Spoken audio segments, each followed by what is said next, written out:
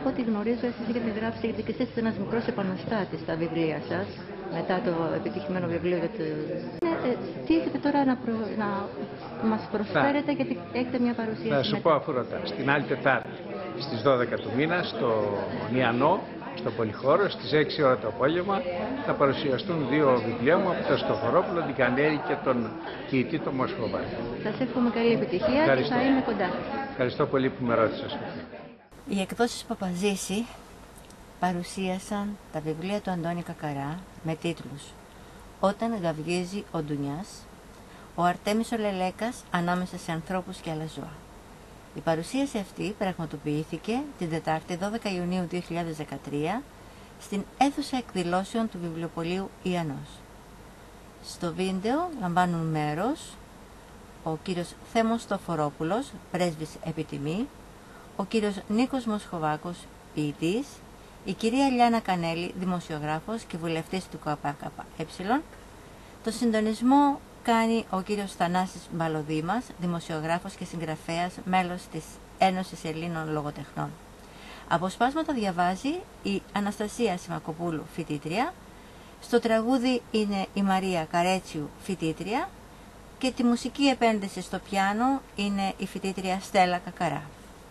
Στη συνέχεια θα παρακολουθήσετε την εκδήλωση αυτή στην αίθουσα του βιβλιοπωλείου Ιαννός. Θα εκφιαστεί, είμαι βέβαιος, και ο πετυχημένος εκλεκτισμός, η συνάντηση της καθαρεύουσας με το πιτσιρικάκι, από τον Πολισμάνο, για όσους θυμούνται τρακάρι τσιγαράκι, και η συνάντηση των offshore και των charter parties με το κίτσου τη μάνα, με τα δικά μας τα ρουβελιώτικα, τα αυνά, τα χτιά, και όποιος κατάλαβε, κατάλαβε. Και ασφαλώς θα εκτιμηθεί το υπόστρωμα αρχαιογνωσίας αυτού του ελληνικότατου έργου. Εγώ πάντως έμαθα πράγματα που όφιλα να γνωρίζουν, μη τι άλλο λόγω τοπικισμού, όπως ότι το 595 π.Χ. οι Αυγεπτίωνες εξολόθρευσαν τους κατοίκους της Κύρας, Γιώτα Διορό, δηλητηριάζοντας το αδερφικό τους σύστημα. Στο τέλος του βιβλίου εμφανίζεται ο εγγονός του συγγραφέα και οι συμμετρικές διακυμάνσεις των παιδιών, των αρωμάτων και των λουλουδιών. Βασικό του όπλο είναι μια σειρά από άλλα αρώματα που αλλάζουν τις ορέξεις των παραληπτών και τους δημιουργούν ακατάσχετη διάθεση για ειρήνη και αγάπη. Ο παππούς όμως έχει ανάψει δυνατούς φάρους σε όλη τη διάρκεια του παραμυθένιου ταξιδιού. Ο κομμουνισμός, η μόνη στέρεα ιδεολογία, είναι νομοτέλεια η νίκη του σοσιαλισμού. Βάζει λοιπόν μια γάτα και ένα βάτραχο να συμβουλεύουν. Αν γουστάρεις διαχρονικές αλλαγές και επικράσεις του δικαίου των καθαρών, φρόντισε όχι να πατάς κουβιά και να καβαλάς κύματα με τα αρώματά σου, αλλά να λειτουργήσουν σωστά οι αντίστοιχοι θεσμοί, ώστε τελικά να δουλεύει ο καθένας για όλους και όλοι για τον καθένα, κανείς να μην εκμεταλλεύεται κανένα. Σας ευχαριστώ.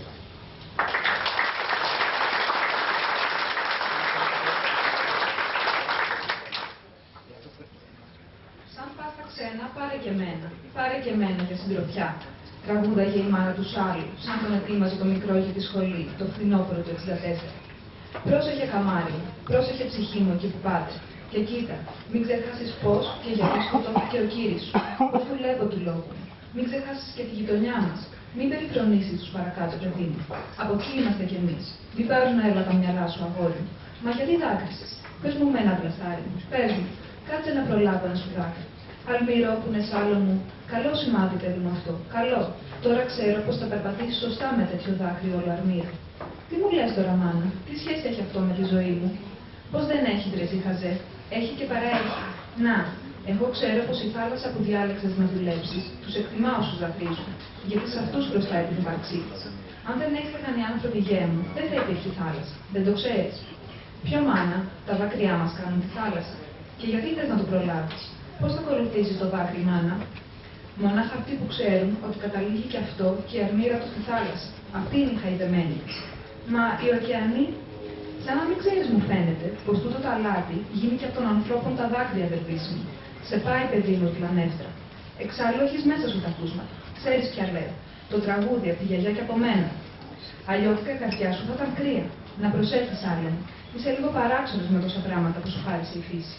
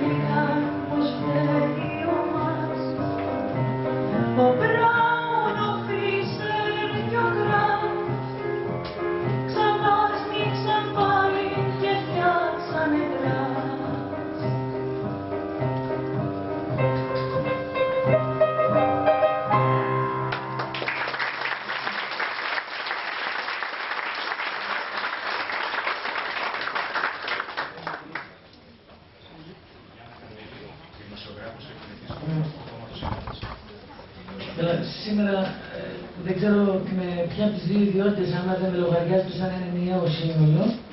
Έρχομαι από την καμένη μου κούνια, την ΕΡΤ, γιατί για την κούνια μου. Εκεί γεννήθηκα. Στην οποία χτες ήμουν στα σκαλιά και προσπαθούσα δακρυσμένη να ξεπεράσω και εγώ το σοκ. Ως κουπέ. Και μετά πήγα στη Βουλή για να έρθει η ασυλία μου γιατί έδιωνα τον Κασιδιάρη. Και μετά, να κάνω τώρα λίγο ρεπορτάζ που σας πάω την απεργία, σηκώθηκε η Χρυσή Αυγή που είπε ότι καλά έκανε η κυβέρνηση και έκλεισε την ΕΡΤ, γιατί εμείς θέλουμε, λέει, μια εθνική τηλεόραση χωρίς Μάρξ. Δηλαδή εθνική αντιμαρξιστική τηλεόραση. Αυτή είναι η επόμενη, σας το λέω. Θα μιλήσω με την ιδιότητα της Λάνας, της φίλης του Αντώνη, τίποτα άλλο. Και θα το επιλέξω αυτό σαν αναγνώστης που κατάφερε να φτάσει με τη σελίδα 104. Δεν το έχω διαβάσει όλο το βιβλίο, είμαι απολύτως ειλικρινής. Και είναι και πολύ δύσκολο να είμαι εδώ τώρα, αλλά ταυτόχρονα και το καλύτερο της μέρας που μου λαχαίνει, καθώς καταλαβαίνετε. Γιατί είμαστε παγιδευμένοι όλοι, το είπα σήμερα στη Βουλή, το λέω και εδώ, σε εκείνη τη φράση «Μια εικόνα είναι 1000 λέξεις». Είναι παραστορά κινέζικου ρητού και οι Κινέζοι γράφουν με ιδεογράμματα. Και όταν το λέγανε αυτό, ξέραν τι λέγανε οι κακόμεροι. Το πήρε ο δυτικός πολιτισμός και λέει «Μια εικόνα είναι 1000 λέξεις». Και σε εμάς ισχύει το ακριβώς ανάποδο. Γιατί άμα η εικόνα είναι μαύρο, σαν την ΕΡΤ, βρείτε μου λέξη. Και εγώ έχω μία μόνο. Όχι, δεν έχω άλλη. Αλλά να σας πω, στη δικιά μας τη γλώσσα και στη δικιά μας κουλτούρα, πόνος, επανάσταση ή ανάσταση, θα φτιάξετε εκατομμύρια δισεκατομμύρια εικόνες ο καθένας από εσάς. Αυτό που κατάφερε ο Κακαράς, διαβάζοντας 104 σελίδες, είναι πρώτα απ' όλα να φτιάξει μια λαϊκή Αγία Τριάδα εν στόλα και ταυτόχρονα πολυεθνική. Πάντοτε πιστεύω ότι υπάρχει αυτό το πολύ ρομαντικό, μυθιστορηματικό είδος ανθρώπων που είσαι πολύ τυχερός άμα τους συναντάς στη ζωή σου, που λέγεται λαϊκός στρατιωτικός. Αυτό είναι ο Κακαράς. Και όταν ζει και όταν γράφει. Και όταν γράφει σαν τον Τζόις, στην πραγματικότητα χωρίς στίξη και καταφέρνει στρατιωτικός άνθρωπος, μαθημένος σε πειθαρχίες, όπως μαθημένος και σε ουσιαστικές επαναστατικές πειθαρχίες, να γράφει βάζοντας κόμματα σε σκηνοτενή σύγχρονη λογοδιάρεια και να βγάζεις και νόημα, τότε σε κουράζει γιατί πρέπει να διαβάσεις τη φράση καταβάλλοντας κόπο. Αυτός έχει τον τρόπο, εσύ πρέπει να βάλεις τον κόπο. Να διαβάσεις το κείμενο και να πάρεις τις ανάσες σου εκεί που στο υπαγορεύει ο τρόπος με τον οποίο προσλαμβάνεις το μήνυμα. Λοιπόν, άμα καταφέρεις να φτιάχνεις τέτοιους ήρωες στα βιβλία σου, σκέψου τι αναγκάζεις εμένα να κάνω σαν αναγνώστρια όταν πηγαίνω στην Βουλή, για παράδειγμα, να αντιμετωπίσω την αγιοσύνη και την καθαρότητα, την αιμάτινη των φοιτητών των ανωτάτων στρατιωτικών σχολών που πρέπει να είναι Έλληνες το γένος. Όταν οι θύνοντες στο βιβλίο ψάχνουν να βρουν του 4ου υπαλλήλου, του 8ου γραφείου ενός, μήπως έχει καμιά σχέση με τα κομμούνια και δεν μπορεί να μπει στη σχολή. Ειλικρινά σας το λέω. Δηλαδή, έχει μια προσέγγιση η οποία είναι σπάνιο πράγμα. Μέτρου. Είναι άλλο πράγμα το λαϊκός και άλλο πράγμα το λαϊκίστικος. Είναι άλλο πράγμα η βρισιά που βγαίνει, γιατί βγαίνει αυθόρμητα και δεν σε προσβάλλει, γιατί είναι σε ένα καθημερινό λεξιλόγιο, κι άλλο οι ωραίες λέξεις που εκφέρονται ως βρισιά, ακόμα και αν σου λέει ο άλλος αγαπάω. Και κάτι θα το τολμήσω να το βιβλίο. Τώρα και καμιά φορά στον πατέρα μου. Θυμίζει αρσενικό και παλιά δαντέλα. Έχει εκείνη την αρσενικάδα που κάνει τον άντρα ποιητή και όχι απλώς υλοποιητή του συνδρόμου του Πίτερ Παν να μπεμπεκίζει μέχρι τα γεράματα.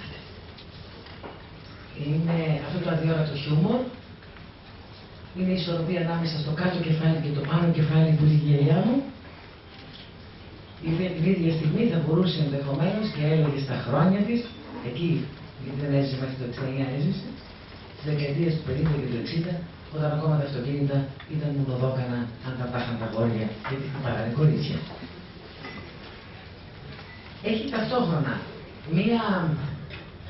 Αρχίζω να χρησιμοποιώ όπως κάνουμε τεχνοκριτική, ξέρεις λέξεις στην ελληνική, μια αλλήλω, μια άβρα μιας δεκαετίας που είχε, εκτός από τη δικτατορία, την απογοήτευση της δικτατορίας, αλλά ταυτόχρονα και την ελπίδα που μπορεί να δοκίμασε να τσακίσει η δικτατορία, κάτι που ζήσαμε ίσως και κάνα 2 χρονάκια μετά το Πολυτεχνείο, και παίρνει την νοσταλγία στους λίγο μεγαλύτερους και δίνει και μία ευκαιρία να την κοιτάξουν λίγο διαφορετικά τα παιδιά που νομίζουν ότι ενδεχομένως η σαλαμινομαχία να είναι ένα παιχνίδι στο ίντερνετ. Αυτά τα βιβλία τα θεωρώ και το συστήνω σε όλους να τα χαρίζουν σε νεότερους ανθρώπους. Αλήθεια σας το λέω. Να τα διαβάζουν οι ίδιοι και να τα χαρίζουν σε νεότερους ανθρώπους. Αν υπήρχε και τρόπος να τους υποχρεώνουν να τα διαβάσουν. Γιατί τότε τα παιδιά ανακαλύπτουν πώς μπορούν να κινηθούν και να πλεύσουν έξω από την ασφάλεια της αμεσότητας της Wikipedia. Είναι εμπειρικά τα βιβλία σου. Αν έχει ποιητική πειθαρχία και αν έχει ποιητική αφοσίωση, τότε τη βρίσκει κανένας σε ένα τέτοιο βιβλίο. Γιατί αν θα δείτε ακόμα και από τον τίτλο, τι στον κορακά σημαίνει μετά. Για ακούστε τον τίτλο. Άμα τον ακούσετε τον τίτλο, όταν γαργίζει ο Ντουνιάς, σας έρχεται αμέσως κάτι που ο καθένας θέλει να συμπληρώσει για να τελειώσει το στίχο. Αυτό είναι προτροπή σε διάβασμα. Είναι προτροπή σε απόλαυση.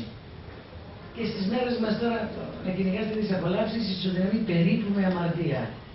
Έκανε τόσο ωραία παρουσίαση ο Χριστοφορόπουλος και των πολιτικών κομματιών, δεν έχω φτάσει μέχρι εκεί για να βρω κάπου να διαφωνήσω. Δεν ξέρω. Ξέρω ότι είμαστε πάρα πολύ κοντά σε πράγματα που ενδεχομένως το βιβλίο εμπειρικά προέβλεπε, προβλέπει και θα προβλέπει. Δείτε που είναι σήμερα η Συρία, που είναι οι μουσουλμάνοι, πώς φτιάξαμε όλους κάτι σαν τους Ισλαμοφασίστες, μπερδέψαμε τα μπούτια μας με την ανάλυση του φανατισμού, οι κομμουνιστές γίνανε ράτσα, το μαύρο έγινε διαφάνεια και ξαφνικά είναι καθαρό. Ανοίξαμε συζητήσεις όξω από την αισθητική μας. Και αυτά τα βιβλία μας επαναφέρουν στην αισθητική. Εγώ με την άδειά σου και την άδεια των εκδόσεων Παπαζήση θα μοιράσω όσα βιβλία μπορώ. Από τα ταπεινά μέσα που έχω. Ακόμα και από την εβδομαδιαία ραδιοφωνική μου εκπομπή. Όχι τίποτα άλλο, αλλά να ξεφοβηθεί ο κόσμος. Ζήτησα την άδεια να διαβάσω ένα απόσπασμα που εμένα είναι σήμερα μου στάθηκε πάρα πολύ, πιστέψτε με. Σε αυτές τις δύσκολες ώρες και στις δύσκολες μέρες μου στάθηκε σαν κείμενο και αν το διαβάσω νομίζω το ζητώ συγγνώμη που συντρόφισα που θα της πάρω εγώ την ανάγνωση, αλλά επειδή δυσκολεύτηκα να το διαβάσω και ήμουν και εξέπνοη, θυμήθηκα λίγο τα νιάτα μου και αν μου επιτρέπετε να το διαβάσω. Με τη μάνα του, ως άλλος, δεν έκανε το ίδιο, ούτε γύρεψε να γευτεί και του λόγου της από τα πλούτη του γιού της. Μα σπάνουν, παιδί μου, ό,τι βγάζω, αν προεδώσει ανάγκη θα σου πω, το προτιμούσε κι αυτός.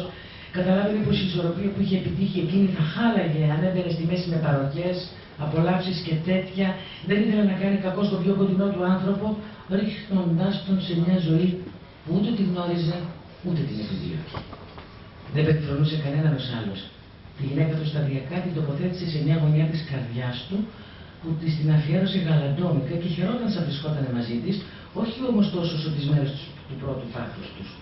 Ο ρόλος της δεν κάλυψε ποτέ τίποτα από τις δράσεις του, δεν το επέτρεψε και για τη δική της προστασία, αλλά και τη δική του ηρεμία, ούτε τη φροσάρα ανακάλυψε στις δουλειές του, ούτε σε κανέναν άλλον έδωσε την άνεση να κουμπούν την καθημερινή του πολυδέδαλη πορεία.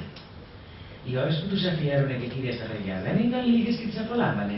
Όλο πάντως και περισσότερο συμμετείχε στις οικογενειακές μαζόξεις του και ο θείος, που τον άφηνε να επεκτείνεται σε σχηνοτενείς αναλύσεις απευθυνόμενες κυρίως στον Πελοπίδα και ενίοτε στην Αθυρόστομη Φρόσα.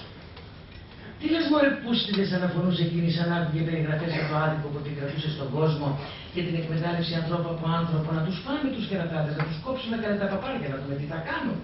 Άκου που τα θέλουν όλα δικά τους και σε καταλάβαινε πως ίσως αυτά που ξεφούριζε να μπορούσαν και το γαμπρό της, επομένως και την ίδια, στρεφόταν στο θείο και τον κατακεράβωνε.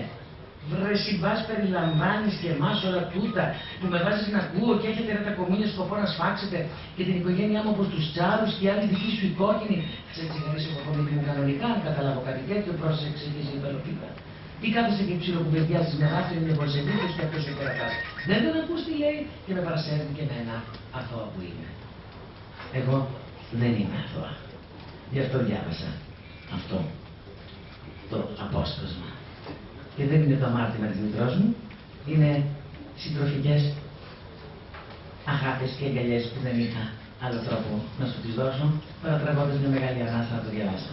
Να σου πω, είναι πολύ λίγοι άνθρωποι που συναντάμε στον δρόμο και λέμε, ξέρεις κάτι, ευχαριστώ που υπάρχεις και που είχες το κουράγιο να γράψεις. Να είσαι καλά, σε ευχαριστούμε.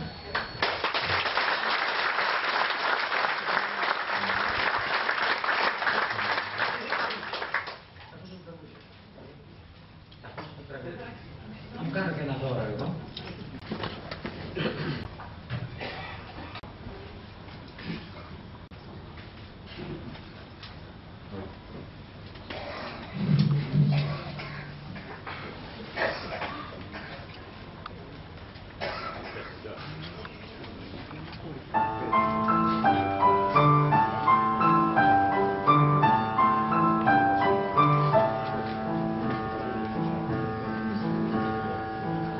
Isa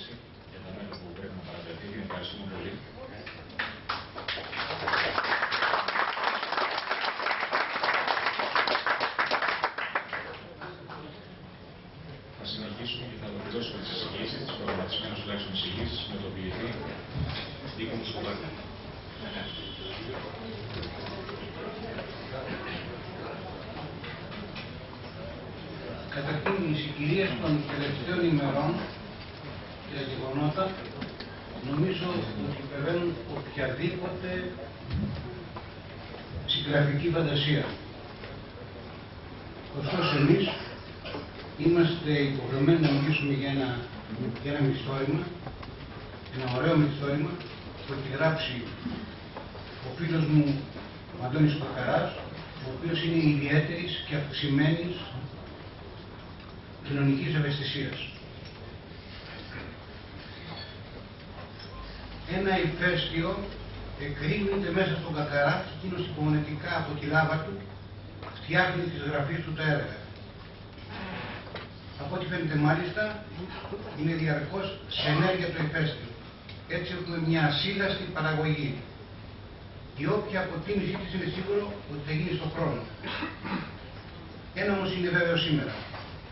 Ο συγγραφέας μας καταθέτει την αλήθεια του. Όποιος μάλιστα έχει την τύχη να το γνωρίζει, διαπιστώνει με ευκολία και την ειλικρίνεια αλλά και την αγωνία. Λέω αγωνία γιατί πιστεύω ότι είναι απαραίτητο υλικό έκφρασης και δημιουργίας. Θα ήθελα να πω ότι όσον αφορά τα υφολογικά στοιχεία του γραψίματός του, πραγματικά με κάλυψαν και ο κύριος Στοχορόπουλος αλλά και η κυρία Γιάννα Κανέλη που έφυγε. Είπαν πράγματα τα οποία ήταν εύστοχα και δεν χρειάζεται να επαναληφθούν αυτά, παραλείπω ορισμένα πράγματα, γιατί πράγματι έδειξαν ότι πρόσεξαν ιδιαίτερα όλα τα υφολογικά στοιχεία και τα στοιχεία στίξης κτλ. Που αναφέρθηκαν. Η ανάγνωση του μυθιστορήματος του, για το συγκεκριμένο που μιλάω εγώ, για τον πολύ εύστοχο και συμβολικό τίτλο «Ο Αρτέμις ο Λέλεκας ανάμεσα σε ανθρώπους και άλλα ζώα», ξεναγεί σε μια άλλη όψη του ίδιου κόσμου που βιώνουμε καθημερινά. Άλλοτε με έναν επέστρεπτο και άλλοτε με ένα βαθύτερη τομή χιούμορ, διαφεντεύει και παρακολουθεί τη δράση των ηρώων. Σου δίνει την εντύπωση ότι απομαγνητοφωνεί τις μαρτυρίες μιας ολόκληρης ζωής που μοιραία κουβάλα μέσα του και θέλει να μας κάνει κοινωνούς.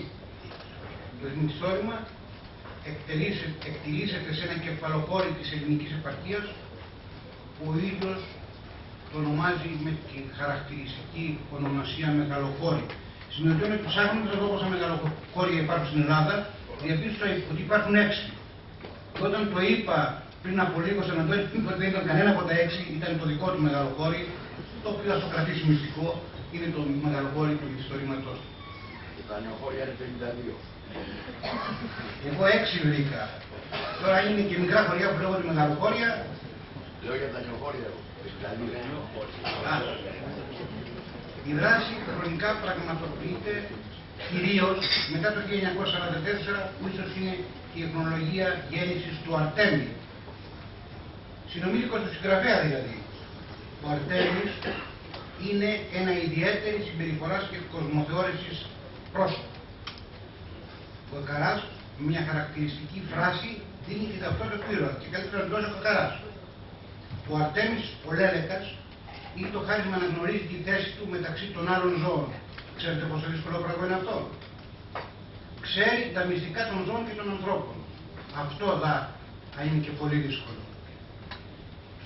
Είναι ολοφάνερο ότι πρόκειται για ένα χαρισματικό άτομο και λόγω της κατασκευής του, μακριά άκρα και λαιμός, τον αποκαλούν Λέλεκα.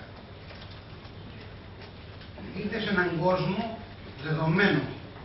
Θυμάμαι σε αυτό το σημείο τους εξαιρετικούς τύπους του πολύ σπουδαίου που δεν έχει τη θέση που του πρέπει ποιητή, γράμμα Θήτα Βαχόπουλου. Είναι από το πείμα του το δάπεδο και λέει ο Βαχόπουλος: άσπρα και μαύρα πλακάκια σε εναλλασσόμενη τάξη την επαφή των βημάτων μου δέχονται. Το διορισμένο μου δάπεδο τούτο παίζω σαν ένα παιδί προσπαθώντας μοναχά τις λευκές να πατώ επιφάνειες. Δύσκολη άσκηση, ακροβασία περίτευη, και σταματώ σε αυτό το απόσπασμα για να μην σας απογοητεύσω τη σκέψη. Αυτό ακριβώς κάνει και ο Αρτέμις του Κακαρά σε όλη τη διάρκεια της ζωής του. Εξασκείται στην περίτεχνη ακροβασία. μέσα στην αποκοτιά και την ιδιαιτερότητά του, εμπεριέχεται μεταξύ των άλλων και η ικανότητα να επικοινωνεί πολλές φορές, να θεραπεύει και οπωσδήποτε να συμβιώνει αρμονικά με τα ζώα. Κάθε είδους. Πουλιά, κατσίκια, λαγούς, αγριογούρουνα, κοκόρια, κότες, φίδια, ακόμα και ψήρες. Είναι απόλυτα εναρμονισμένος με τον φυσικό κόσμο. Οι δυσκολίες του εντοπίζονται σε σχέση με το κοινωνικό περίγυρο.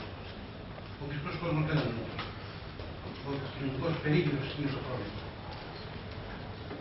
Οι Φαρισαίοι και έκδηλα υποκριτές, αλλά και ταπεινοί και καταφρονεμένοι, ρέουν μέσα στον χρόνο και στον χώρο που βρέθηκαν με αδυναμίες, πρωτοπονηριές, τεχνάσματα, συμφεροντολογικές συμπεριφορές, αλλά και μικρά παιχνίδια εξουσίας. Όσο τους παίρνουν, διαμορφώνουν το απεχθέστατο κοινωνικό τοπίο του μεγαλοχωρίου. Το απεχθέστατο κοινωνικό τοπίο των ημερών μας. Στο βιβλίο διεξοδικά προσέρχονται οι μικρές και πιο μεγάλες ιστορίες του κάθε γρόντος ξεχωριστά και συμβολίζουν καθώς διαπρέπονται όλα τα σπουδαία που γίνονται κάθε μέρα τριγύρω στο μεγάλο προβεβλημένο καθημερινό μας κόσμο. Ο Αρτέμις ο Λέλεκας όμως αισθάνεται πολύ άνετα ανάμεσα στα ζώα. Δεν απαιτείται παρά μόνο μια φυσική αβίαστη έκφραση για να συμβιώσει ανάμεσα. Με την αγέλη των ανθρώπων υπάρχουν δυσκολίες. Τους αντιμετωπίζει με την πανοπλία της αγάπης και της προσφοράς. Έχει μια μοναδική αίσθηση της φυσικής δικαιοσύνης. Αυτό όμως είναι ενοχλητικό. Τον σημαδεύει, τον εκθέτει, τον κάνει αποδιοπομπαίο. Έτσι, το τέλος του είναι περίπου αναμενόμενο. Είναι το τέλος του κάθε επαναστάτη, του κάθε μεταρρυθμιστή, του κάθε αγωνιστή, του κάθε χαρισματικού. Η υπεροχή του είναι τελικά βάση μομφής και κατηγορίας. Ποιος την στοιχειοθετεί, την διαχειρίσει και την απευθύνει? Φυσικά ο ένας από τους δύο παπάδες του χωριού, ο γνήσιος εκπρόσωπος του Θεού στο Μεγαλοχώριο, ο Παπακατσίκας, όπως χαρακτηριστικά τον αποκαλούν. Έτσι οδηγείται στο ανάθεμα και τον λιθοβολισμό, ακόμα και από αυτούς που ευεργέτησε. Το προσήκον σε εισαγωγικά τέλος του Αρτέμι είναι μια παροδική απογοήτευση του αναγνωστή. Γιατί πίσω από όλα αυτά υπάρχει το φάντασμά του. Υπάρχει η διαιώνιση της ελπίδας πως κάτι θα αλλάξει. Ο απόϊχος κάθε επαναστατικής συμπεριφοράς είναι το μέλλον της ανθρώπινης ιστορίας. Χαρακτηριστικός είναι ο διάλογος στο βιβλίο μεταξύ των αγαπημένων και σε άλλα βιβλία του συγγραφέα Γάτας και Βάτρα. Και λέει η Κατσούφα η Γάτα στη συχνή πια συντροφιά της το Βάτρα. Τι σημαίνει αυτή? Είναι αιώνια συντροφιά. Στα βιβλία του η Γάτα και ο Βάτραχος πάντα έχουν διαλόγο. Ρε εσύ, μου φαίνεται πως βρισκόμαστε λίγο πριν από το τέλος των ανθρώπων. Τι θα κάνουμε χωρίς αυτούς? Μου λες εσύ που μου μάθες κιόλας να μιλάς? Και εκείνος, χωρίς να δείχνει ικανοποιημένος για την παραδοχή της φίλης του, απάντησε μάλλον μελαγχολικά. Δεν είμαστε προ το τέλος των ανθρώπων, αγαπητοί μου. Απλά αυτοί βαρέθηκαν ο ένας τον άλλον και όλοι μαζί τον πλανήτη μας. Ξέρεις κάτι? Συμπλήρωσε με μύθια. Τέτοιοι που είναι, ίσως να είμαστε καλύτερα χωρίς αυτούς. Λέτε να λένε αυτά τα ζώα? Χαράς έτσι θα πρέπει. Δεν υπάρχει χρόνος για να επισημανθούν κάποιες πολύ ωραίες σελίδες του μυθιστορήματος, όπως παραδείγματος χάρη το μεγαλοπρεπές κουτσούλισμα των επισήμων από τα περιστέρια στην παρέλαση του Μεγαλοχωρίου. Γίνεται η παρέλαση του Μεγαλοχωρίου και ό,τι θαύματος τα περιστέρια που τουλάνε πάνω από τους επίσημους. Βρωμίζουν. Και βέβαια για αυτά φταίει ο Αρτέμις. Αυτός είχε τις ικανότητες να κάνει αυτά τα πράγματα. Οι περιγραφές του καθαρά έχουν μια δίθεν ανώδυνη θεώρηση, αλλά στην πραγματικότητα είναι εμποδισμένες με την ένοχη δράση και την αμαρτωλή συμπεριφορά των ηρώων. Οι εκ πρώτης όψεως βατοί προβληματισμοί του κρύβουν στο βάθος του μια ανήσυχη φιλοσοφική αφετηρία.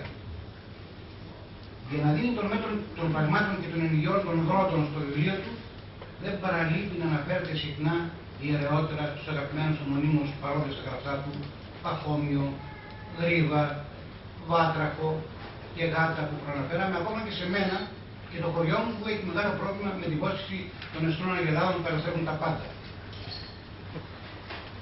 Αυτά όλα τα βάζει στο βιβλίο του σαν μέτρο σύγκριση. Τόσο οικείος είναι ο συγγραφέας και αυτά που αναφέρει τόσο καταληπτά από όλους τους φίλους και γνωστούς του είναι ωραία.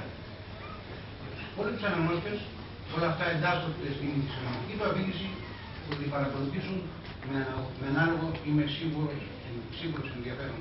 Γιατί ο Κακαράς πάνω απ' όλα είναι, όπως είπα στην αρχή, κοινωνικά ευαίσθητος, ειλικρινής, τίμιος, ντόμπρος που το έχει αποδειξει στη ζωή του. Σας ευχαριστώ.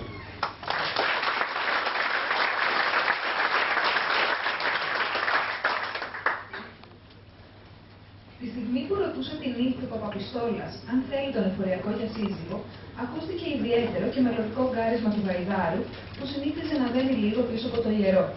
Θα την πατήσεις, παπά, θα σε ξεφτυλίσει ο Μίτσος, του λέγανε πιο πιστοί, που πήγαιναν να είναι λοιπόν στην εκκλησία, ακόμα και στους εσπερινούς. Κάνε τη δουλειά σου που θα την πατήσω. Σαν ξεκίνησε λοιπόν ο Γαϊδαράκος να οργανίζει, ενθουσιάστηκε το εκκλησιασμα τόσο που άρχισε να χειροκροτεί. Ενώ ο Παπαπιστόλας έστειλε αριμανίως τον μιστακά του, λίγαν ευχαριστημένος για την ενθουσιώδη συναντήληψη του τετράποδου συντρόφου, ο οποίος είχε αμολύσει και τη χαρισματική του φύση, που φτάνε μέχρι το έδαφος, ξεπερνώντας σε μήκος κάθε άλλη της ευρύτερης περιοχής. Έκαμπτε η κυρία Χαρίκλια, γύρισε τρέχοντας στην εκκλησία και εισήλθε φωνάζοντας όλο ενθουσιασμό. Θαύμα, θαύμα! Ο Μίτσος έδωσε την έγκρισή του για το γάμο σου, Κοντινή μου. Αυτή ήταν η ερμηνεία για το θηριώδες πέος του αγαθού ζώου, το οποίο, βλέποντας την πασίγνωστη Έλλη, δηλαδή τη φοραδίτσα που πέρναγε στον δρόμο, αισθάνθηκε ο καημένος την ανάγκη να την εξυπηρετήσει. Εκείνη δε ανταποκρίθηκε στο κάλεσμα και έσπευσε να τον συναντήσει, σέρνοντας το άμυρο αφεντικό της. Ένας γάμος με τα όρια του, σχολίασε κάποιος, που δεν διέσωσε το όνομά του η ιστορία του Ναχαλοχωρίου. Αν την έχει και ο γαμπρός τέτοια, ποιος τη χάρη της εμβονίζει στα μπάκενας. Το σχόλιο ακούστηκε, ενώ μια καθόλου απολαυστική ιεροτελευτία συντελείται, καθώς όμως τέτοια θεωρείται η ερωτική πράξη ενός έγκαβλου γαϊδάρου και μιας ως άκτος ξαναμένης φοραδίτσας, που ευτυχώς δεν περνούσε κατά πολύ το ύψος του πρόσκαιρου εαυτή της. Το κάλεσμα της φύσης σαφώς επηρέασε τους εκκλησιαζόμενους, οι οποίοι το εξέλαβαν, την δε του Παπαπιστόλα εξελιγμένο, ως μήνυμα εξ ουρανών για τη σύμφωνη γνώμη και εκείνους το μόλις λήξαν μυστήριο. Όλοι μαζί, με χαρκετίσματα και πλογερές ματιές εκατέρωθεν των δύο φίλων, παρακολούθησαν ζητοκραυγάζοντες το έτερο μυστήριο του ονάγου επιβαίνοντος της Έλλης. Πλέον όλων μάλιστα χειροκρότησαν ο ιερεύς και ο Σαμαράς. Ο γάμος αυτός έμεινε στα χρονικά του Μεγαλοχωριού και η χρονιά εκείνη συχνά χρησιμοποιείται ως σημείο αναφοράς για άλλα συμβάντα. Τότε ρε, με το Μίτσο και την Έλλη, λέγανε.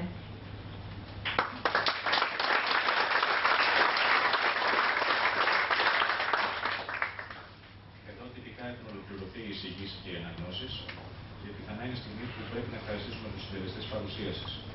Τον Ιαννό που μας φιλοξένησε, τις εκδόσεις Παπαζήση που επιμένουν να εκδίδουν τόσο εκλεπτά έργα, τους παρόντες εισηγητές, τον Δέσποη Επιτιμή Θέμου Στοχορόπουλο,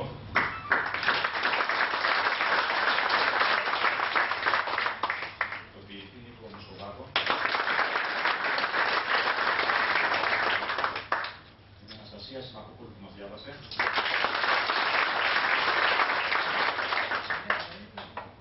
τη Λιάννα που ευχαριστήσαμε, τη Μαρία Καρέτσου, τον Σαββίδη, και τη Στέλλα Κακαρά στο πιάνο. Ωστόσο, νομίζω ότι όλοι θα θέλαμε να ακούσουμε και δύο λόγια από το συγγραφέα.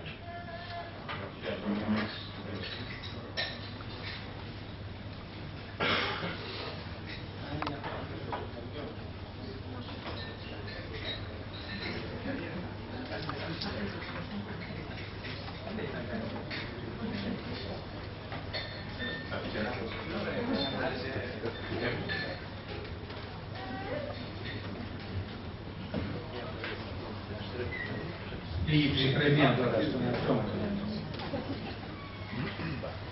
Για την ΕΡΤ που κυριαρχεί από χθες τα γεγονότα, τι να πω.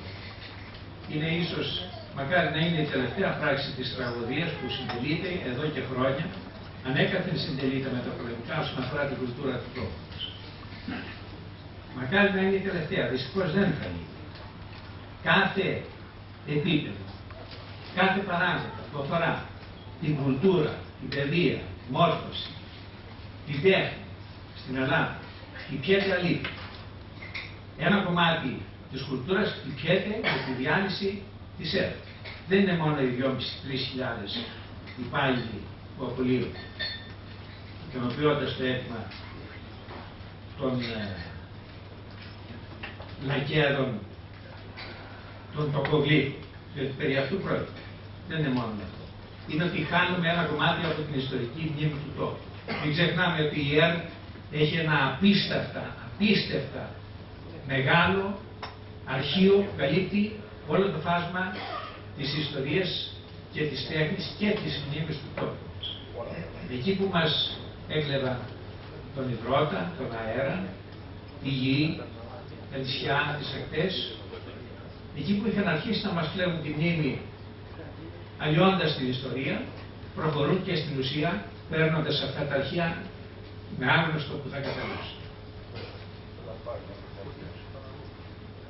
Κανονικά έπρεπε να έχει αναβληθεί αυτή η γιορτούλα εδώ. Δεν μου ήταν δυνατόν να γίνει. Στο καταλαβαίνω.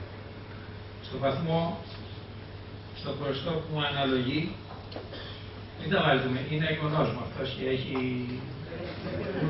το excuse, πώς το λέτε, έχει το ελεύθερο.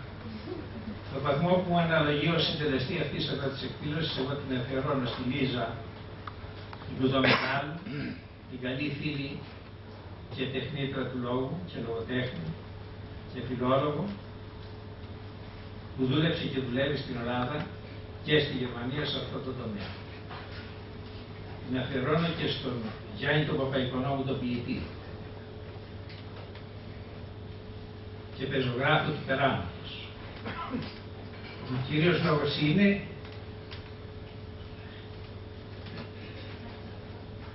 ότι και οι δυο παλεύουν για την υγεία τους. Χρωστάνε πολλά, διότι η φύση τους έδωσε πολλά χαρίσματα και οφείλουν να μας τα επιστρέψουν. Γι' αυτό και πρέπει να γίνουν καλά. Γιατί μας χρωστάνε. Θέλω να πω μια κουβέντα για την εταιρεία Ελλήνων Λογοτεχνών που και ανήκω.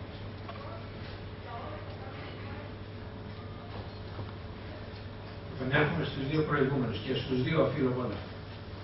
Δεν είναι μόνο φίλοι. Η εταιρεία Ελλήνων Λογοτεχνών έχει μερικές εκατοντάδες μέλη, κυρίως ποιητές.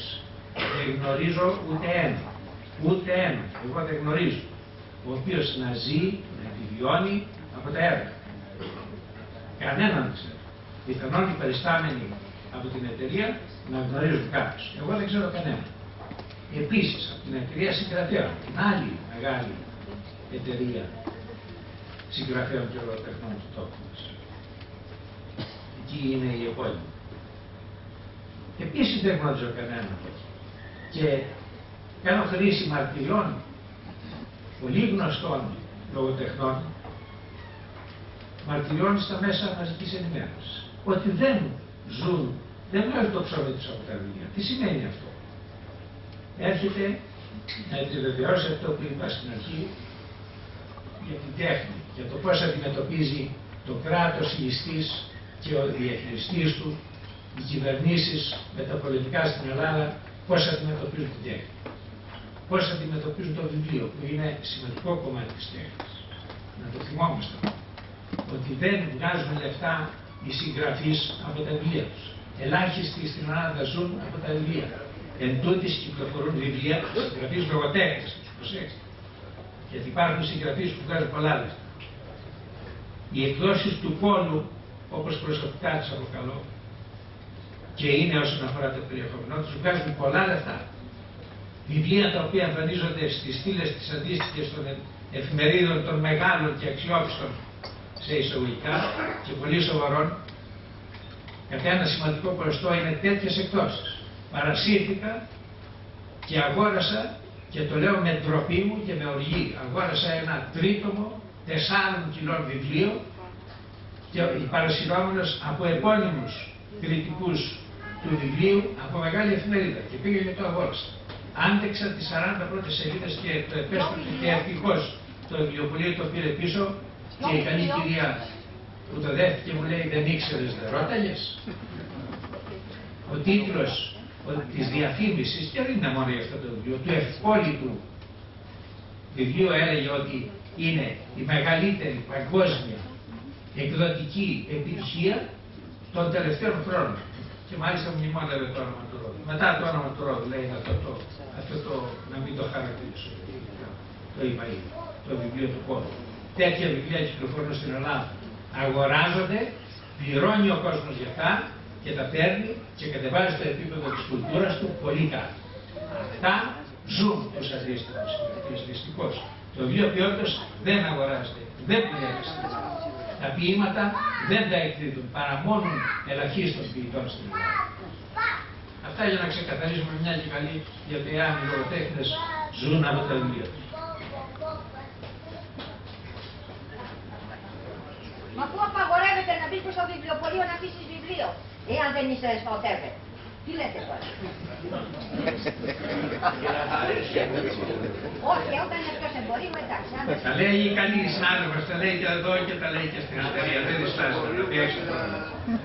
Εγώ θα ευχαριστήσω εκτός από τους συντελεστές, τους ομιλητές και τις όμορφες κυρίες, δεν μπορώ να το πω.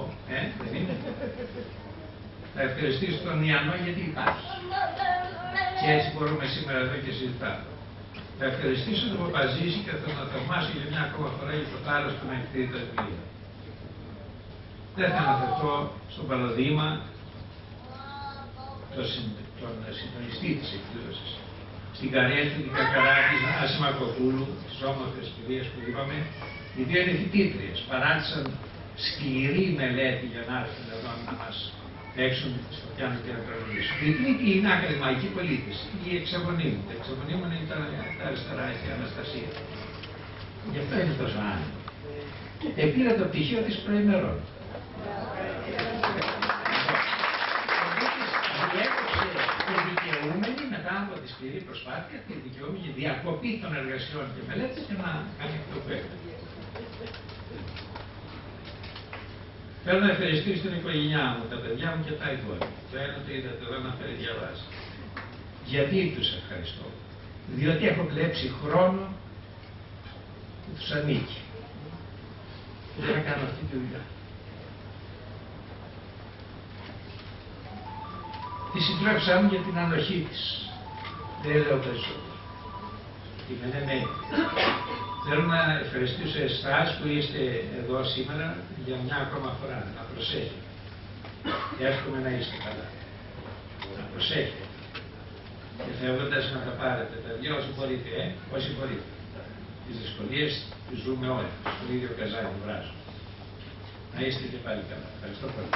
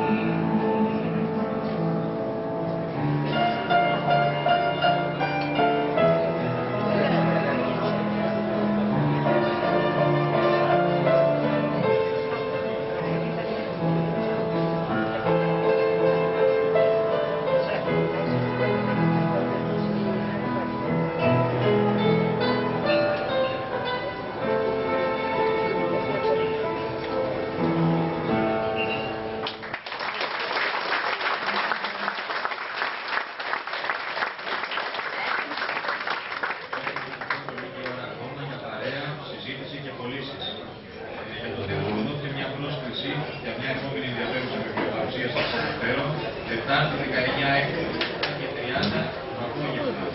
Για την ομιλία του συγγραφέα Βαγγέλη Σακάτου, Προέδρου της Επιτροπής Ένωσης της Ελληνικής, Ευρωπαϊκή Ένωση Οδάμων των Αιώντων, στην αίθουσα πολιτιστικών εκδηλώσεων του Δήμου της Ελληνικής, Ιούνων και Καζομένων. Ευχαριστώ για τη συμμετοχή και την γνώμη σας.